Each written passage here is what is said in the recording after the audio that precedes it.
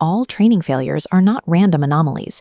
They fall predictably into one of two exact symmetrical categories: underfitting and overfitting. Moving from a junior to a senior level requires abandoning the trial and error approach. You need a rigorous workflow to diagnose exactly which of these two states your model is trapped in. This is the Master Diagnostic Matrix. It serves as the central dashboard for diagnosing and fixing model performance. Looking at the underfitting column, the primary symptom is a high training loss, indicating the model cannot learn the basic patterns. In this scenario, the validation loss mirrors the training loss, remaining persistently high. Because both the training and validation performance are equally bad, the resulting gap in accuracy between the two sets is extremely small. Now check the overfitting column. Here, the training loss is suspiciously low.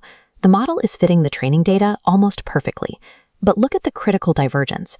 The validation loss is significantly higher than the training loss. This creates a large accuracy gap. This illustrates an underfitting learning curve. The training and validation lines drop slightly, then hit a high plateau, running parallel. That flat plateau indicates the model reached its maximum capacity. It's extracting all patterns it can, but it's not enough. Contrast that with an overfitting learning curve. The training line descends smoothly, but the validation line hits a minimum and violently arches upward. That exact moment of upward inflection is where the model stopped learning and started memorizing irrelevant noise. A high plateau means your network is blind to the patterns. A diverging curve means it is hallucinating patterns that aren't actually there. What fundamental mathematical imbalance causes a model to plateau or diverge in the first place? Consulting the root causes section of the matrix, the answer lies in the relationship between model complexity, its capacity to learn, and the data context, the volume of examples available. The root cause of underfitting is that model complexity is simply too low. In statistical terms, this is high bias. High bias means the model's architecture is too inflexible to capture the underlying shape of the dataset. It is consistently wrong, no matter what data you pass through it. The root cause of overfitting is that model complexity is too high relative to the available data.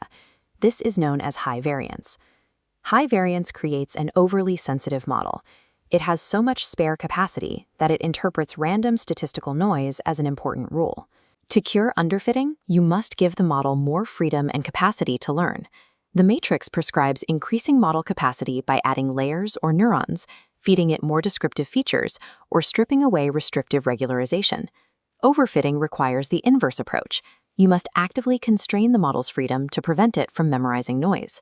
Prescriptions include reducing capacity, adding heavy regularization techniques like dropout, or implementing early stopping to halt training before memorization occurs.